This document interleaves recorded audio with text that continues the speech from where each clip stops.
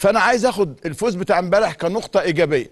انت حضرتك مبسوط من اداء منتخبنا في النص الاولاني اللي هو الشوط الاولاني حلو، زعلان من النص الثاني نصلحه في اللي جاي. مبسوط من اول نص ساعه حلو، مش مبسوط من الباقي يتصلح في اللي جاي. لكن المهم ان انت تقول ايه، انا خدت 3 نقاط مهمه. ارجوكوا يا جماعه بلاش مين لعب ومين ما لعبش، خلينا دلوقتي مسانده مع المنتخب الوطني. بلاش الاهلاويه يقول لك زيزو مش باين في المنتخب، يوم الزمالك يقول لك امام عاشور بيعمل ايه مع المنتخب. خلينا في النظره المنيله دي لحد الله لا يقدر ما يحصل لنا حاجه. ما انت يا اخي ما تبص، خلي زيزو مع الزمالك وخلي امام مع الاهلي واقعد قطع فيه زي ما انت عايز، لكن خلينا هنا مع المنتخب. انا منتخب كسبان، انا منتخب متصدر. انت حضرتك بتحب حسام حسن وابراهيم حسن او ما بتحبهمش، انا ماليش دعوه. انا ليا دعوه المنتخب بتاعي يكسب ونفوز. خلي بالك انت اخر 3 مباريات رسميه ليك في كاس الامم الافريقيه ما فزتش، او اخر 4 مباريات. 3 مباريات اللي في المجموعه تعادل، والمباراه اللي في الدور اللي بعديه تعادل، وخرجنا بضربات الترجيح. فانت غائب عن الانتصار 4 مباريات رسميه، فعدت للفوز مره اخرى. هتقول لي اصل دي جوه مصر وبره مصر. عايز اقول لك ان الجزائر خسرت امبارح من غينيا في الجزائر 2-1، واقول لك توقيتات المباراه كمان عشان تتخض. يعني غينيا كانت متقدمه 1-0، الجزائر تعادلت بهدف سجلته غينيا في نفسها، في الدقيقه 63 رجعت غينيا كسبت. غينيا كل الفرق لها احترامها. طب اقول لك الاكتر، السنغال اتعادلت على ملعبها مع جمهوريه الكونغو 1-1، ومايلي نجم بيراميدز هو اللي سجل هدف الكونغو. طب اقول لك الاكتر، موريتانيا اللي انا كنت بقول عليها حصان اسود السودان ما شاء الله سجلوا فيهم هدفين وكسبوهم في موريتانيا 2-0، والسودان لا عندهم دوري ولا عندهم حاجه، لكن رجاله وجدعان وبرافو يا زول.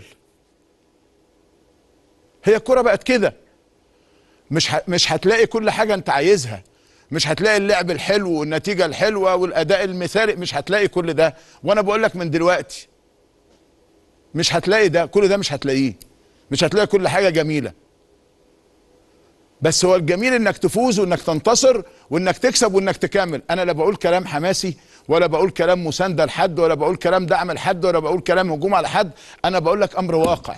الامر الواقع انك دلوقتي لازم تكسب، لازم تفوز. خليني اقول لك ان احنا امبارح لعبنا و18 كره في العارضه، وحارس المنتخب البوركينابي صد له 5 تجوان، وواحده طلعت من على الخط ولطشوا واحده جون 1-0. وعملنا عرضيات وعملنا كروسات لتحت وشوط وكل حاجه، وما مشيتش معانا، ما كسبناش.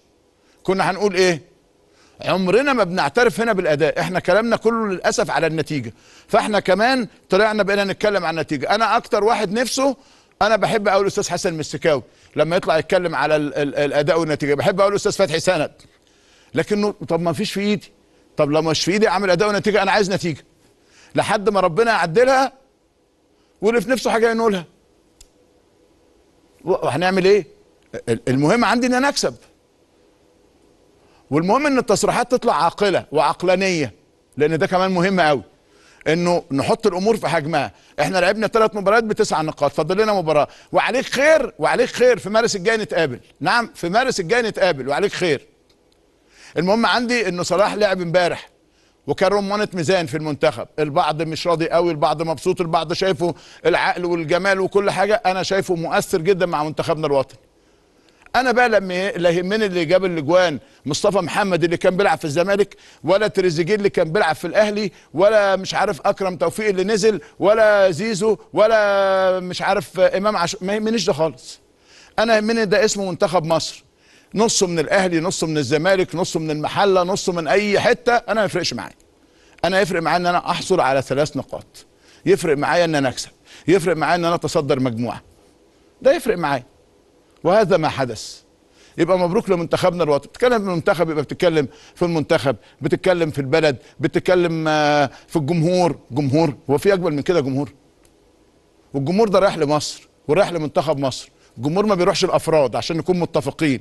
جمهور مصر، وانا اجيب لك جمهور مصر من زمن الزمن، من زمن الزمن.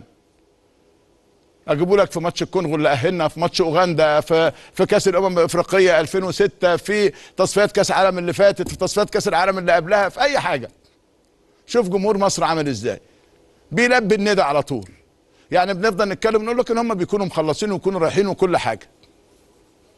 هم رايحين بيحبوا بلدهم، رايحين لمصر. والله العظيم يا كابتن شوبير، عايز اقول لك ان ابنك مصطفى شوبير كان هو الاحق بان هو يلعب، والله العظيم. والجون يا جدعان غلطة من الشناوي، انا اهلاوي على فكرة، بس الجون غلطة من الشناوي. الطلعة بتاعته دي اللي طلعها غلط، هي الجون غلطة من الشناوي. وزي ما كابتن رضا حبيب قلبي قال كده، ان ممكن يكون ربنا بيعاقب حسام حسن وبيعاقب الشناوي، لان اتظلم شوبير. شوبير هو كان احق واحد ان هو يلعب. فكابتن احمد شوبير بقى يعني والله بجد، انت مخلف حتة سكرة، حتة جول ملوش حق افضل منك انت بمراحل. وهو فعلا اتظلم في ماتش المنتخب، وكان هو الاحق ان هو يلعب، ولكن ما يزعلش، لان اللي جاي ان شاء الله باذن الله يكون بالنسبة له افضل يعني.